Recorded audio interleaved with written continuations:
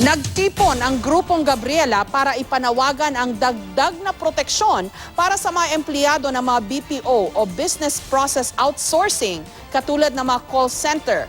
Bahagi ito ng kanilang 1 billion rising revolution. Ayon sa Gabriela, 70% o 7 sa kada 10 nagtatrabaho sa BPOs o call centers, mga babae na nahaharap sa panganib dahil sa alanganing oras ng trabaho. Dumalo sa rally ang ina ni Eleanor Gonzalez, ang call center agent na natagpo ang patay sa Guadalupe Bridge sa Mandaluyong City noon lamang February 3. Hinold up ang biktima bago binaril at hanggang ngayon, hindi pa rin nahuhuli ang salarin. Namigay rin ng mga pepper spray sa mga babae ang Gabriela.